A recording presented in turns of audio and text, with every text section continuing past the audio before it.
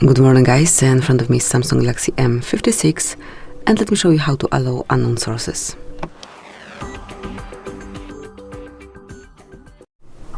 So once you want to allow installation from external sources, just open the settings, then find and select security and privacy, scroll down and go to more security settings. Here you'll notice install unknown apps, enroll it, wait a couple of seconds, and now you can just pick the app that you wish to give this permission to, for example Epic Games, and then just mark the indicator. That's it. After you mark it, you'll be able to install via this source whatever you want.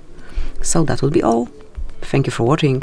Please subscribe our channel and leave the thumbs up.